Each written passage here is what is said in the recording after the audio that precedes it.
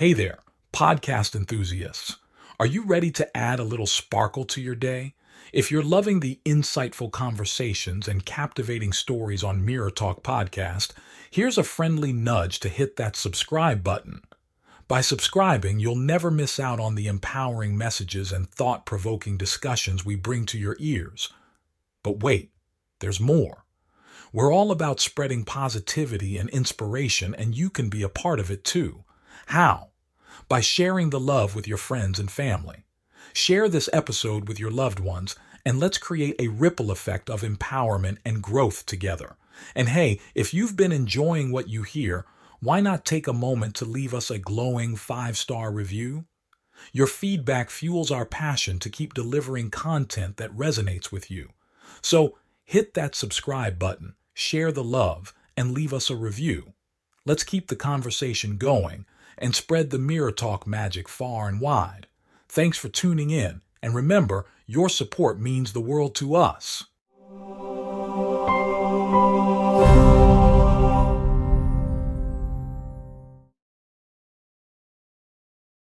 Today's guest has gone through a lot of challenges, from breast cancer to two divorces, poverty, abuse, and more. She's the author of 3 books entitled Clean Out Your Life Closet, The Psychic Yellow Brick Road, and You've Got the Magic, Who Needs a Genie? Welcome to the show, Corbie. How are you doing? Wonderful. Good to be here. Thank you for asking. Thank you so much for joining me on this episode. I'm so excited to have you here. I was reading through your stories and reading through your books, and I was like, wow, this is a lot to learn from you. There's a lot to learn from you, basically, and we're just going to try as much as possible to streamline these episodes to something awesome about self-development, because you are a bundle of blessing and a lot of, a bundle of wisdom, basically, that one could extract a lot from. But before we start, I would just love us to, talk about your life journey a little bit. Like, you're a writer and a visionary from a medical family. Your dad was a doctor, and your mom was a nurse. Your brother also was in the medical field. But you are someone who has always, made her own path rather than take the one cut for her by others. I would just love you to just share your life journey so far. Can you tell us about the life path that you've made for yourself? All right. It is true. Everybody in my family was medical. In fact, my brother is now a world famous physician in cystic fibrosis and asthma research. Mm-hmm. I was the writer. I was the actress. I could have tap danced on the dinner table and recited Shakespeare, and I would not have been seen. Wow. I went to an Ivy League university, but it wasn't where I was going to learn about myself. I've always been the rebel. So I left after 2.5 years and had a roller coaster of a life. Yes, 2 divorces, very quick. One marriage lasted less than a year, one lasted less than 2. More careers than I can possibly tell you. Actress, author, inspirational speaker, video producer, legal assistant, writer for a world famous graphic novel series called ElfQuest, executive recruiter for engineering and manufacturing. But all of that time, I was trying to figure out who I was and what was important to me. And the thing that I think really was the wake-up call was when I got my 3rd bout of breast cancer in 2004. Now, by the time I was 11, I had a Dolly Parton figure. Everybody knows what Dolly Parton looks like. Put a brunette wig on her, and that was me. And so I kind of thought that what I'd looked like was really all I was worth. And that kept getting in the way of being who I truly was. So when I was acting in 1989, I got my first bout of breast cancer, 2 lumpectomies and radiation. Okay. In 2000, I got skin cancer from the radiation, more surgery, but they were still here. In 2002, I finally married the right guy. But in 2004, the doctor said, you have a second primary, but this is 3 strikes, you're out. So we're taking the breasts and we're also taking the ovaries to cut your hormones. And so you're going from this Dolly Parton figure to a fat fire plug with permanent side effects in 3 weeks. Suck it up. So I went home for 24 hours and cried. I was normal, but I've always known that you have to live the examined life. Now, what does that look like? You have a situation you don't want, but you got to deal with it. Mm. So the first thing you need to do is say, what's the lesson I need here? Mm. For me personally, the next thing is, how will I be able to teach with it? And then Yes. the magic word, next. So I knew I had to find 3 reasons to be okay with what was going to happen. I didn't care how stupid they were. So the first thing was, if you don't have them, you can't get cancer there again. And that was good. The second was, mammograms are terribly uncomfortable and every woman knows that. So they're off the table too. That was great. Yeah. And they were going to give me implants, which meant I'd have a girlish figure until I was 94. That was okay too. So with that changed mindset, Mm. I had a 6-hour operation, the double mastectomy and the reconstruction. Mm. I walked out of Massachusetts General Hospital in 3 days, shopped for a bathing suit in 5, still with all the drains and everything you needed to do. But I was determined that I was going to make the best of this. Yeah. It's now 2022. I'm 67. Mm. I'm still clear. And I tell people the key is be a cancer dancer. Now, what does that mean? Yes. What does that mean? You don't fight cancer because what you fight fights back. Mm. And you are not a survivor because you say survivor and you get the idea of someone badly scarred hanging on by teeth and toenails. Yes. A cancer dancer finds out how graceful they can be under pressure, Mhm. avoids getting their toes stepped on, and Mhm. gets off the dance floor in one piece. Mm. Mm. So people use that. And the key to next, Yeah. so many people who have dealt with cancer, that's the first thing they say. Hi, my name is Susie, and I am a cancer survivor, Yeah. even if it was 30 years ago. That's true. That's like my saying, hi, I'm Corbie Mitleid, and I was the Betty Crocker homemaker of tomorrow for New Jersey in 1973. Yes, Mhm. I was, Yeah. but that's almost 50 years ago. Mm. It has nothing really to do with who I am now. That's true. So people need to, this is what happened, but who am I now? Who do I want to be now? And Mhm. that's where you put your attention. Mm. That's true. Wow, I love that. That's so beautiful. So can you share some of the lessons that you learned from this experience? Like, I love the fact, one thing I would love to say is that I love your positive mindset towards everything. Like you're saying, when they remove these, that means you could avoid mammogram, for example, or just Mhm. having that positive mindset that keeps you going, basically. So Mhm. and a lot of people don't have that, because when we have tough situations or difficult circumstances in life, we are always looking at the loom. We're looking at the bad side of it and wondering how life will continue without our breast, for example, or the part of body Mhm. or stuff we're about to lose, basically. So can you share some of the lessons that you learned from this experience? The less I concentrated and had what I call a pity party, the better off I was. Mm. The more I could turn around and give my positive attitude to the others, the better we both felt. A good example is my first bout of breast cancer I had in 1989. I was in my mid 30s. I was acting in New York, as well as working to bring in the money. Yeah. That's when I needed radiation. So I went to Sloan Kettering, and the first time the woman did not look up from the desk. She was writing, "Take your clothes off in there, put on the gown." And I just said, "Nope." And she looks up at me and she said, "What?" I said, "I'm going to be in the alpha cradle there for 3 minutes. I don't need a gown. I'm fine." And I also came in with my hair done and full makeup and my headshots and ready to go to auditions afterwards. So all of a sudden, everybody in the waiting room knew when the actress was coming in, because I was a completely different attitude, no pity parties. And I remember sitting down next to a very upset, angry woman one day, and I said, "Hi, what's with you?" She looks at me and goes, "I have cancer." I said, "Me too. What flavor is yours?" That woke her up. And so we became friends, and I finished mine before she finished hers, but she was coming in every day with makeup on and hair on. She was refusing the pity party. If we've got something good, if we can pass it on, Yes, we need to. But we need to respect those people who want their pity party. There is nothing worse than a relentlessly cheerful person when you're in pain who keeps chirping at you like, "You should be happy about this."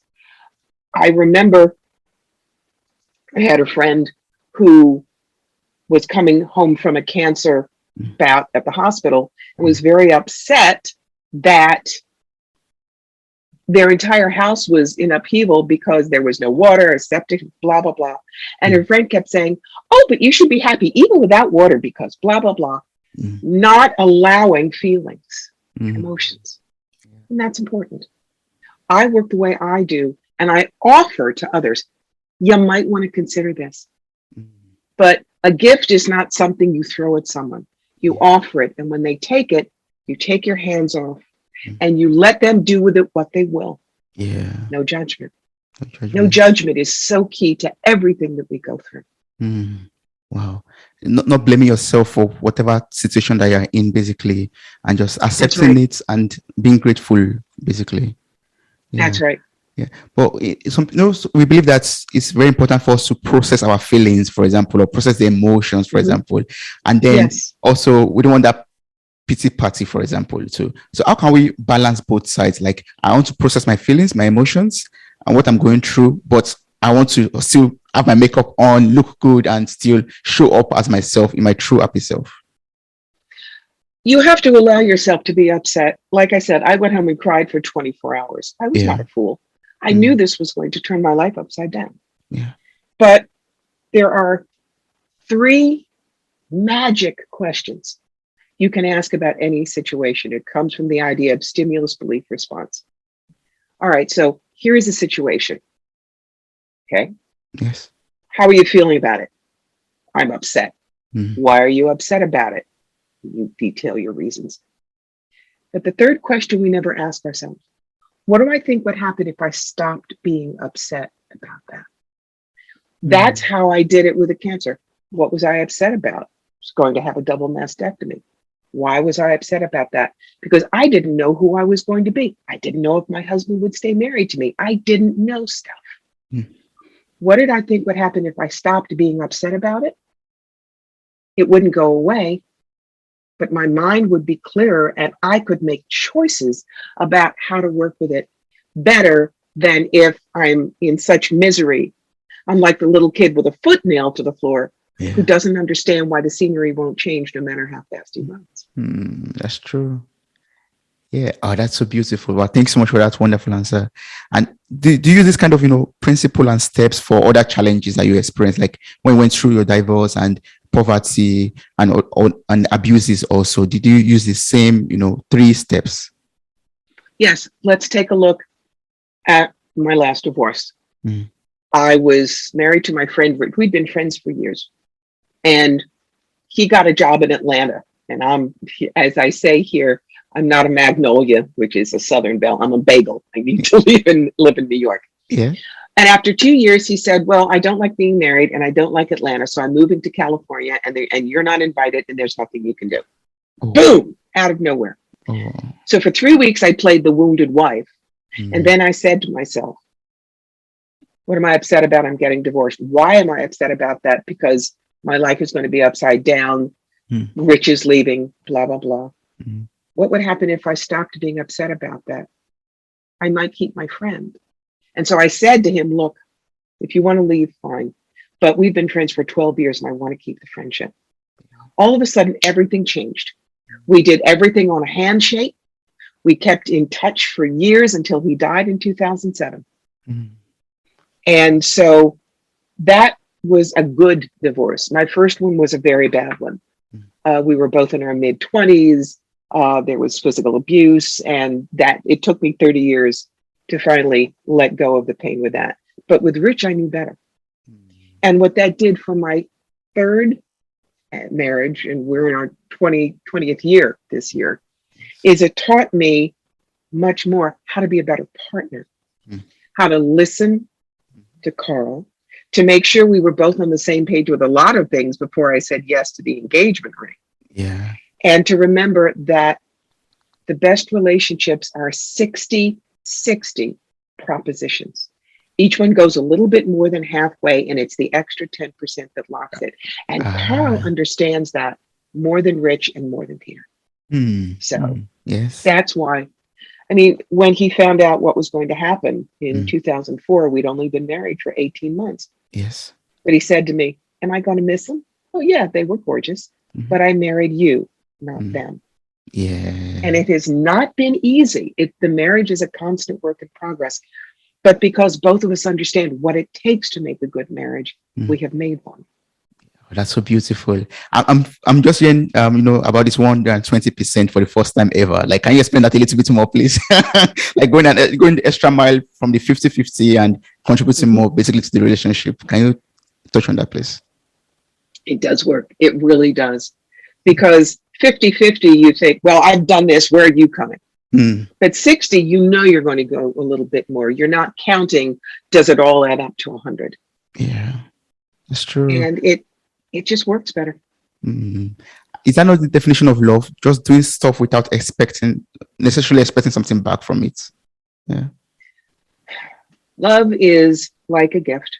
It doesn't mean that you should give and get nothing back in a relationship. But what unconditional love is, which is, I love the whole package. Yeah. I may not like you in a particular moment, but I will always love you. Okay. Yes. And I mean, even the times that after Rich and I divorced, I loved Rich. I did. But we weren't good for each other, and I accepted that. Yeah. And would you say, like, all these life lessons, all these challenges made you a better person, or made you who you are today? Like, formed you in a different way, broke some things off, added some things to you to make you the beautiful person that you are today? I look back at who I was in my mid-20s, and I sure wouldn't want to go out to dinner with her. Why? Because she was arrogant, and she judged everything, and it was all about her looks, and it was, what can I get? That may have been a typical, baby boomer 20-year-old, but now I'm an elder, and there's a difference between a boomer and an elder. Boomers, it's been about us forever, and so why isn't it about us now? And you lazy kids, you don't understand, blah, blah, blah. Well, look, when we were their age, we never had to worry about guns in school. We were safe where we went to school. We didn't worry about getting shot at the mall. We didn't worry about the world being uninhabitable before we were adults. We didn't, at least in the United States, we didn't worry about our neighbor coming after us to kill us because we were a Democrat or we chose to get vaccinated. It is a completely different world for millennials and Gen Zs now. That's true. So an elder knows our time on the main stage is done. We move off so that they can come forward. We offer them what knowledge we have if they want it, but we don't tell them we know everything anymore. That's the difference. Wow, yeah, that's good.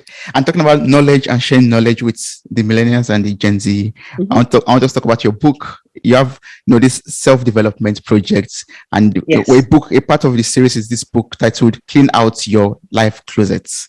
It's a very wonderful book. Right It's here. available right there, exactly. It's available on Amazon. The link to the website will be in the show notes of this episode. I encourage everyone to click on it, order the book on Amazon, and just read it and be blessed by it. But I would love you to just talk about it a little bit. Like, can you tell me the inspiration behind the book and the inspiration behind this self-development project also? All right. I often joke that I will give $50 cold cash to anybody listening who can say, I have never bought a self-help book, because we all have. That's true. We go to the bookstore and there's a gorgeous picture on the front and it's a sexy title. We read a couple of pages and it looks good. And then we get it home and we really start reading it and we realize this person doesn't know us. What do you mean I can't eat food with leptin and I have to do yoga at 4 a.m? I'm a mom with 2 preschoolers and a job in Milwaukee. It's not happening. No. So what I do in that book is I say, all right, here's some of the dumb things I did. And maybe here's something that a client did. And here's some suggestions. But at the end of each chapter, there are what I call the adventure pages, which you cannot answer by looking in the book on page 49. They have to come from your life. And, an example. How good are you at finding happiness in the moment? If you aren't good, what do you think stops you? Think of 3 situations in your life that aren't looking terrific right now. How can you find some happiness in the journey?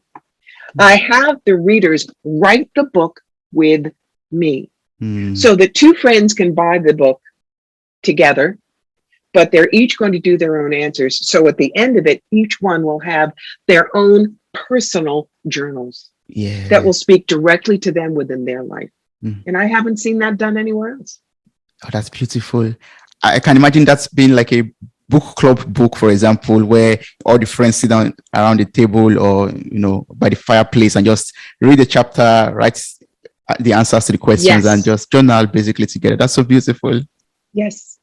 It's one of the great ways of doing it. Yes. Yes. And it's awesome that you divided the book into 4 parts. Basically, you have clarity, getting into the clear, you have adaptability, you have simplicity, and you have stress. So can you walk me through these 4 parts? Why did you divide the book into 4 parts, and what does the 4 parts stand for?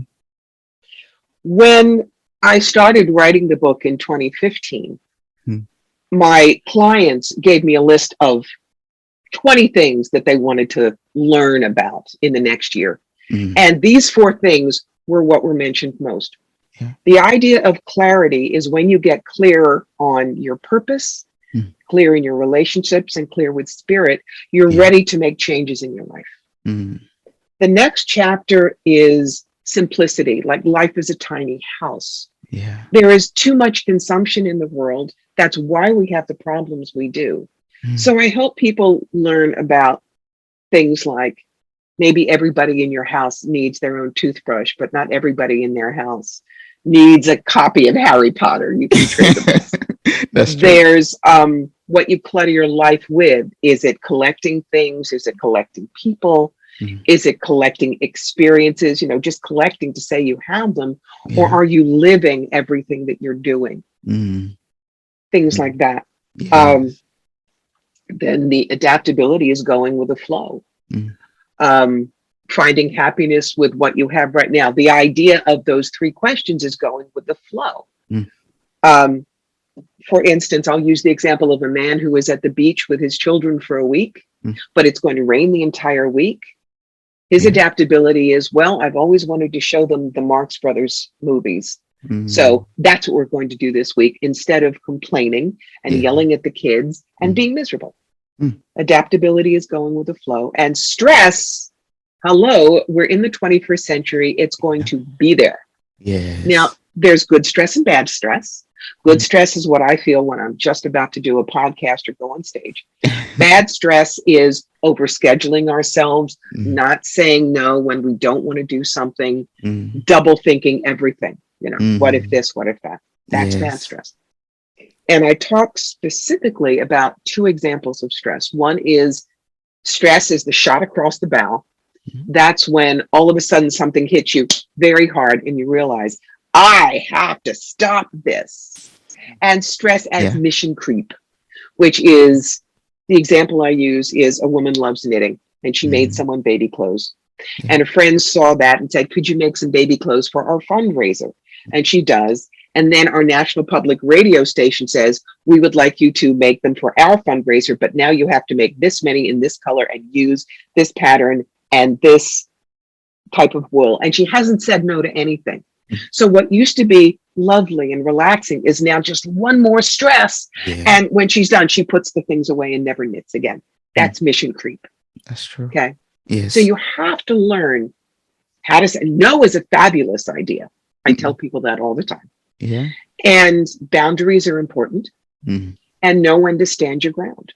You're going to have stress, but you can manage it so that there's more good stress than bad stress. Yes. That's beautiful. I love the fact that you made mention of saying no. Like, for me, it's a challenge, or it's something I'm working on actually, like, the ability to be able to say no without having guilty conscience about it, without feeling bad, like, loving to do something with passion, but when it gets too much, you feel like, I don't want to say no to a friend. I don't want to say no to helping this person or that person. So if from your experience and from, everything that you've done so far, how are you able to summon that courage, that confidence, be able to set boundaries, to be able to say no to circumstances that don't favor you? Because I look at people and say, I am not special.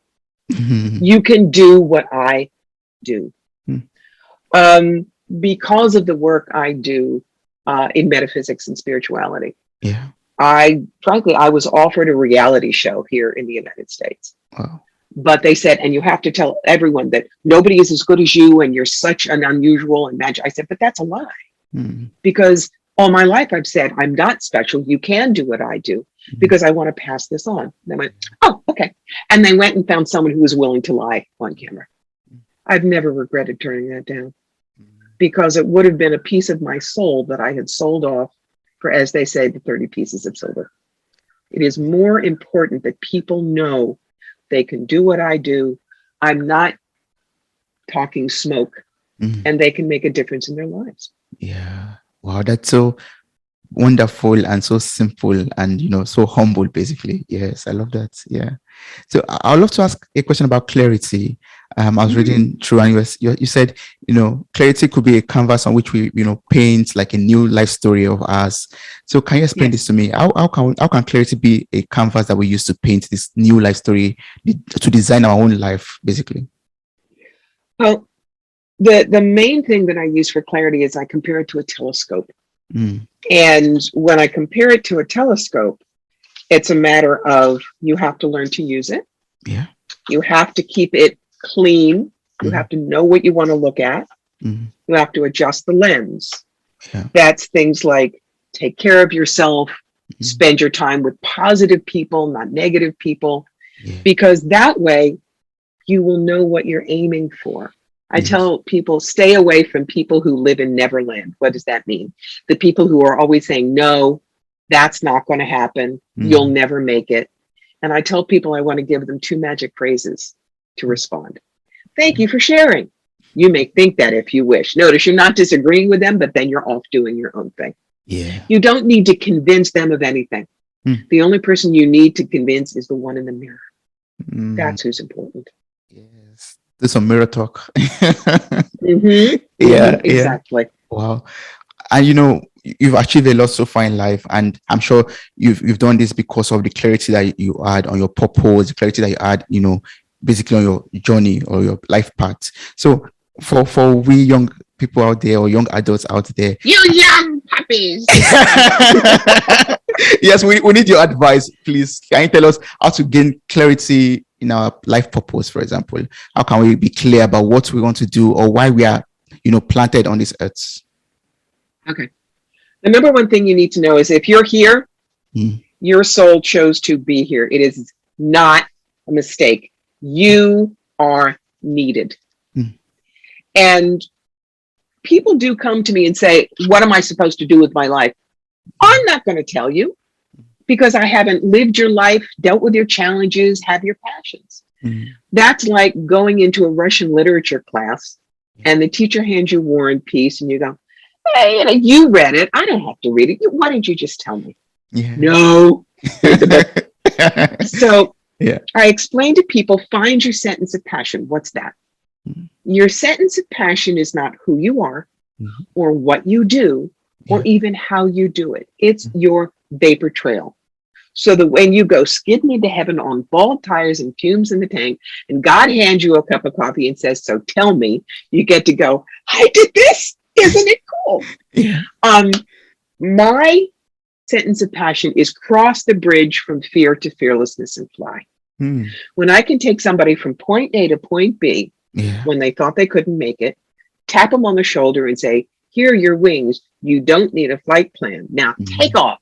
I'm living my bliss. And I have done it in every single job I've ever had. So when you can find your sentence of passion, you will know what you're here to do and you will run toward change, not away from it.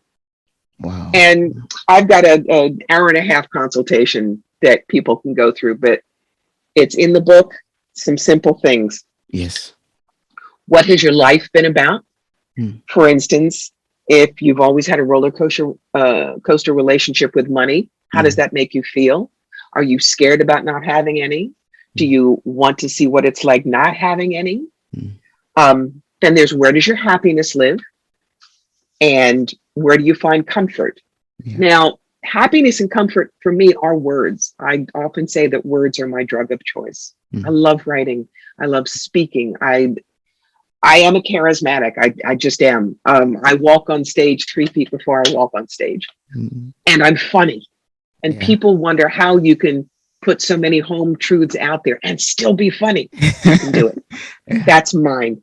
What crisis changed my life? The Mhm. cancer, the divorces, the abuse. Mhm. How do I work or learn best? Well, with me, it's hearing, Mhm. because I listen to the words, and seeing something done, then I do it myself. Yeah. Don't put me in a job that does not involve people, because I'll die Mm. by inches in the back office. Yeah. And what do you want to be remembered for? And what I want to be remembered for is teaching people that they can do what I do, Mm. making them laugh while I tell them, Mm. and being that person that they remember, that lifts their spirits a little much. She said this, I want to remember that again. Yes. It's about my clients. It really isn't me. Oh, that's beautiful. Yes. I love that. I love that last sentence. Like, what do you want to be remembered for? That last question, basically. I mean, when I first heard that question, I was like, yes, it became a driving force for me to want to, actually pursue what I'm passionate about, basically. Yep. And it's really wonderful. What are you, what do you want to be remembered for? That question is wonderful. It's a question I believe everyone should ask is herself every day, or in every phase of life, basically. Yes. Wow. And in the book also, I would encourage everyone to get the book. You talked about, clarity in relationships. You talk about clarity in the spirit, which is very, very important. Those are very important aspects, like relationship with your money, like you said already, relationship with other people, and also in your spirit. So I don't know if you want to like give us some, some insight into those chapters of the book, or you just want everyone to read about it. With clarity of spirit is, at least with my belief system, we're not an accident. Mm.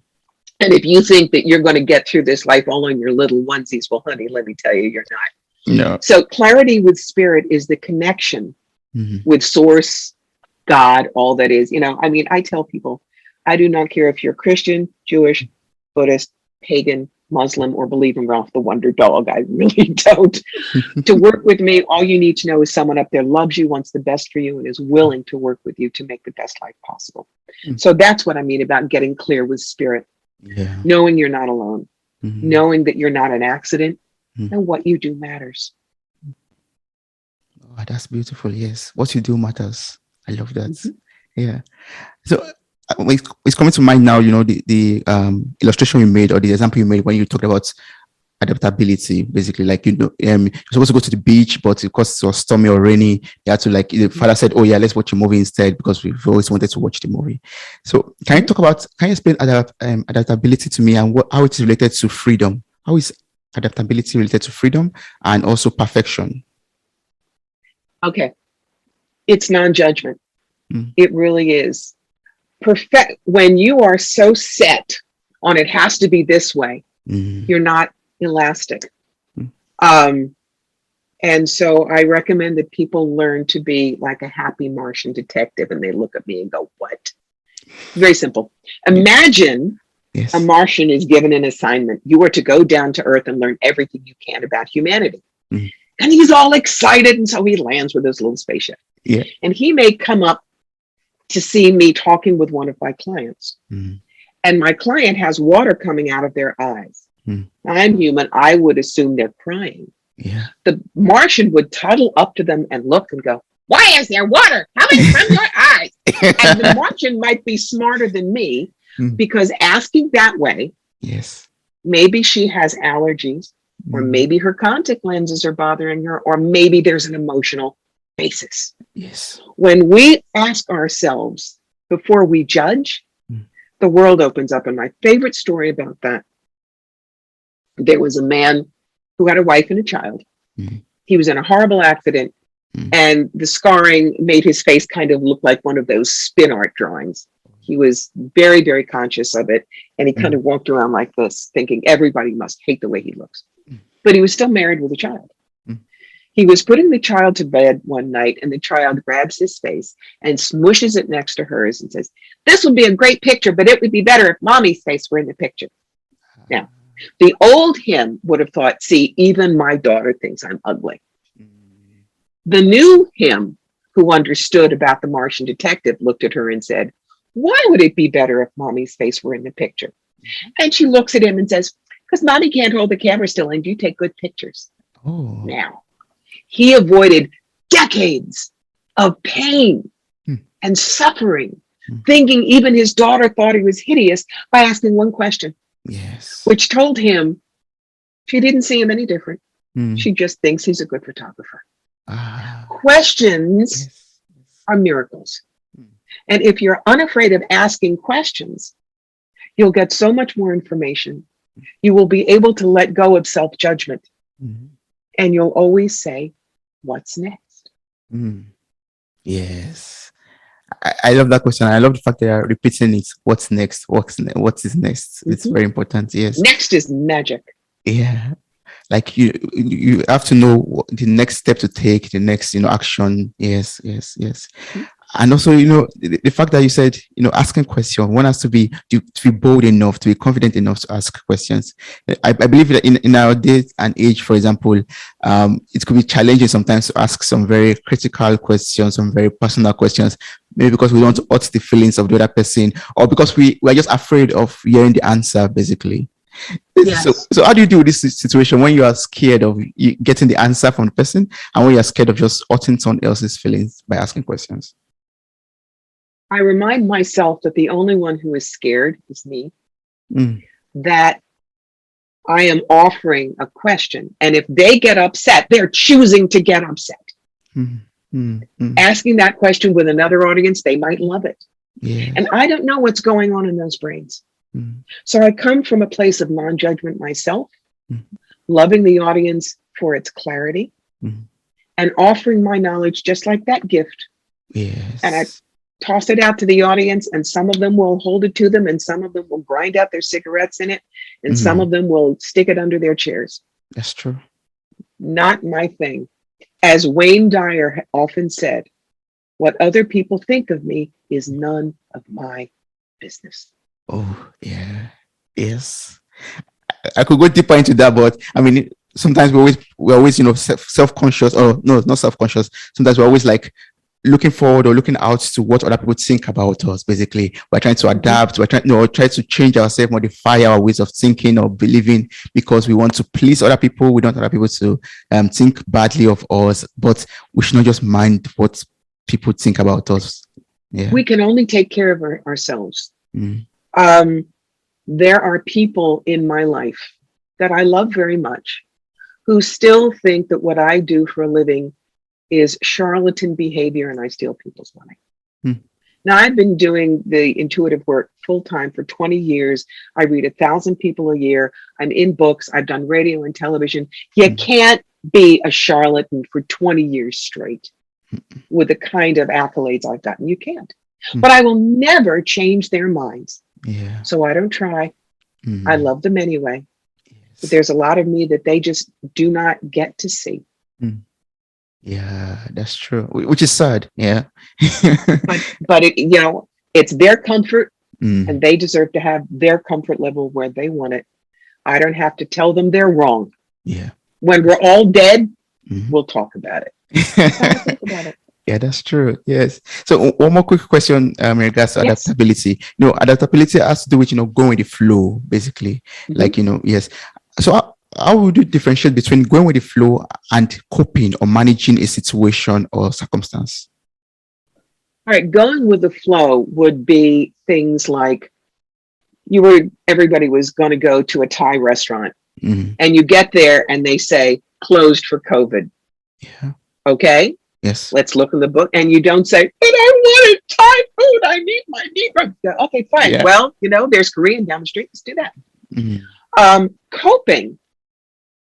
The example I give in the book is probably my oldest friend from high school. Her name is Robin. She has been a wardrober for many famous superstars and rock groups, and she's worked for the Girl Scouts. And there was a situation where a lot of things were falling apart that she had to handle. Yes. So she made what I call her ABC list. A were the things she absolutely had to get done right then.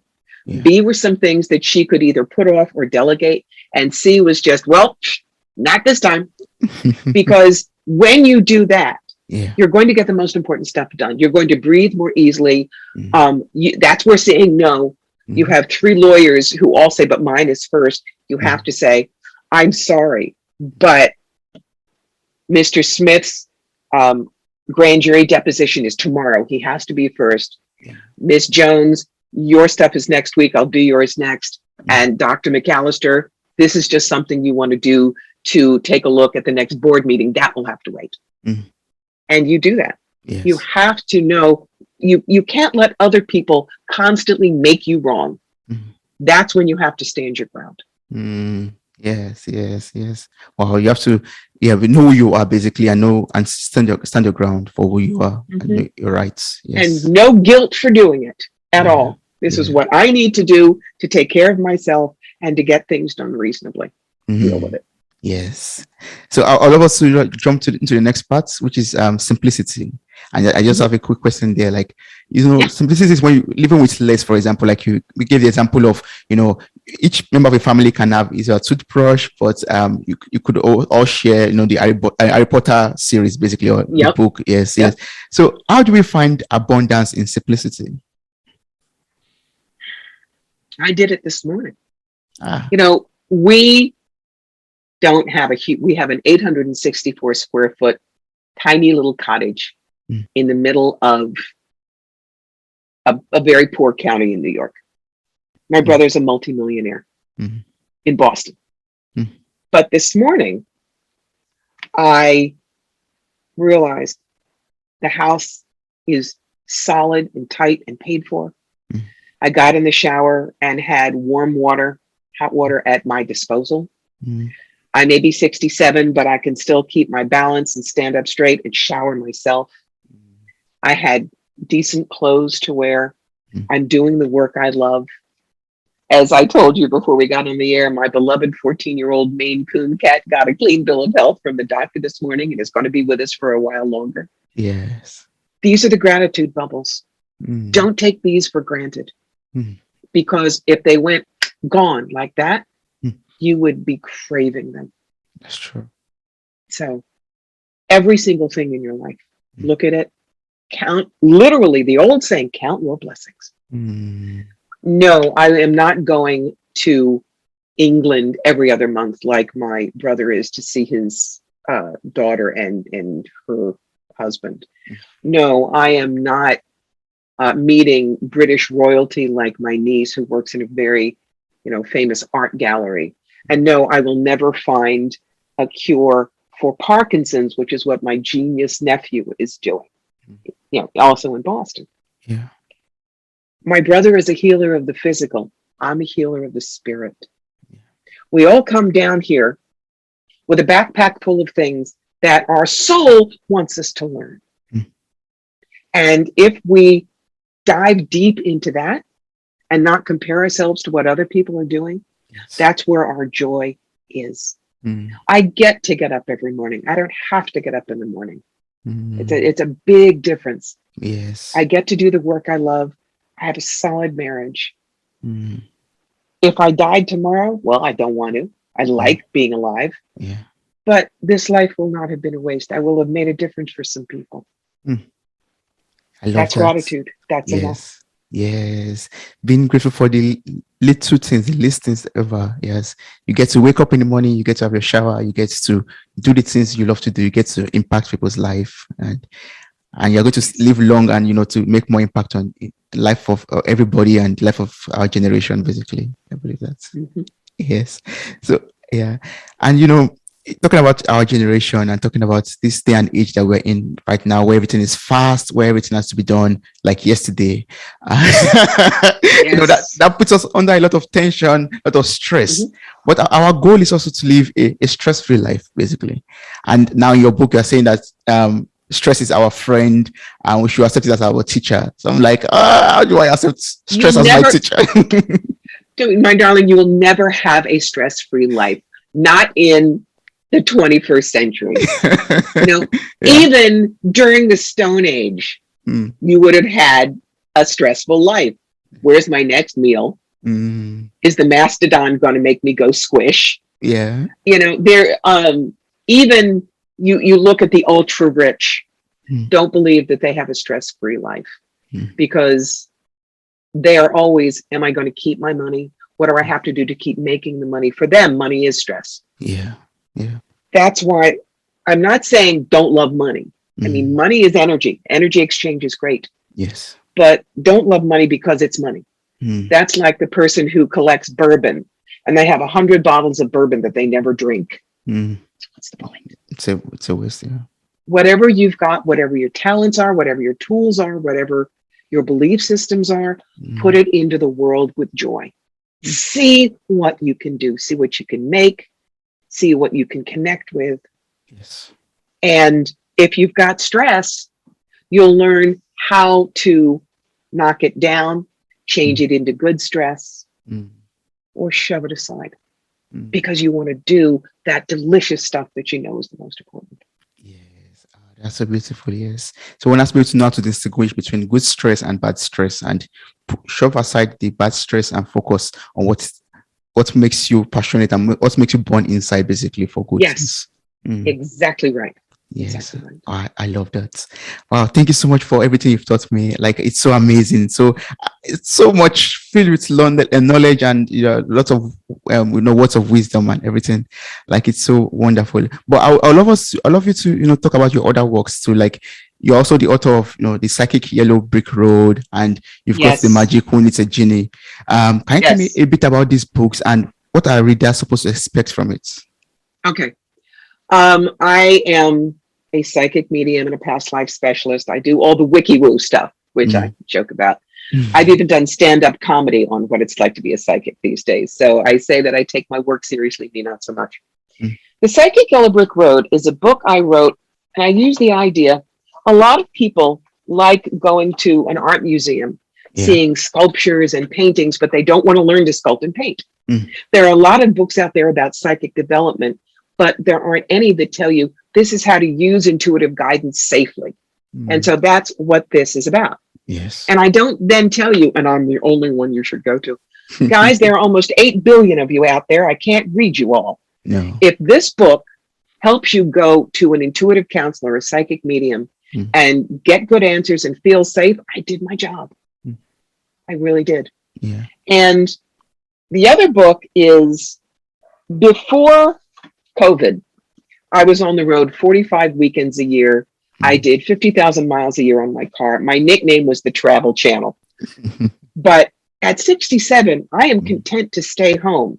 When more people go back on the road, this is every single thing I learned about the business aspect of doing intuitive work. And it's not just for people who are going to go to psychic fairs. It's healers, it's vendors of things like crystals and jewelry and candles and things like that. And it teaches you how to make it a business so that you can make a decent living out of it and do what you love. Mm. My whole thing is passing on what I've learned. That's key for every single book I've ever written. Yes. And what do you think are some, misconceptions or misunderstanding, when it comes to psychic? And like, for me, it's a very gray area, and it's something I don't really know about, and I've not gotten the opportunity to study it. So can you tell us Number what? one, Yeah. a good psychic medium is not a fortune teller. Okay. I tell everyone, at best, we are only 85% accurate. Mm. The only one 100% accurate is God, and he's not doing psychic fairs this week, kids. He's just not. No. So how do you choose a good psychic? You check and see if they are professionals. And that doesn't mean they do it full time, but that they respect you as a client. They respect social conventions. They respect other people in the field. You get references on them to find out what their specialties are. Are they reasonable? Do they try to trick you? You find out what they charge. You realize you are in charge of your own life. Some of what we say will make complete sense. Some of it won't. I always give you a recording. So go and put it away and then come back to it. A month later, all of a sudden you may say, wow, she really did see this, which I didn't see coming. Yeah. Know what, we cannot get someone to move from a house next door, get you a job that someone else should have gotten. We're not going to give you the lottery. I mean, people come to me for the lottery numbers to win.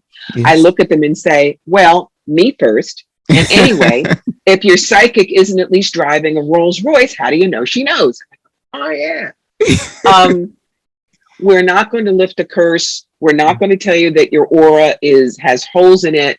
I mean, I've seen this at the large fairs, which is what got me to write this book. A woman sat with a client and said, "Oh, you have a family curse. How many in your family? 4? You have dog? $50 every family member, 25 for dog. He's small, we fix." And told the woman that her entire family was going to die in a car accident in 2 weeks if she didn't burn 400 specially blessed candles at the Roman Catholic Church. She'd bless them for $1 a candle. And the woman bought it. And a bunch of us blew our stacks. So that's why this book is written, to keep you safe from what we call the shysters. Okay. Yes. Because we are useful. We all have our different methods. So you have to find out what we do well, get the references, make sure you know what you know, and listen. But remember, in the end, you're the one who makes the decisions on your life, not us. Yes, I love that. You make the decision for your life. Yeah, yes, that's important. So for someone out there who wants to connect and work with you, can you share a little bit about your services that you offer, and how can we reach out to you? Oh, Toby, they can't avoid me. They can't. Number one, you've got my website, CorbieMitleid.com. Yes. That tells you all the things I do, and then a scheduler, and it's got some articles. You can find me at medium.com, where a lot of my articles are written, and there's something new every day. Yeah. You can find me on Fire Through Spirit at Facebook. That's where I do my monthly free readings. Yes. YouTube, Pinterest, Instagram, Twitter, Patreon. All of them are Corbie Mitleid.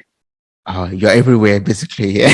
I said you can't avoid me. I'm exactly. out there. Yes, indeed. Yes. So I'm going to place all of these links in the show note of this episode. I encourage everyone who wants to get across to Corbie to click on your favorite platform, get across to her, and enjoy our services. And get the book on Amazon. It's available, and the other books also are there on Amazon too. Thank you so much, Corbie. I appreciate everything I've been able to learn from you today.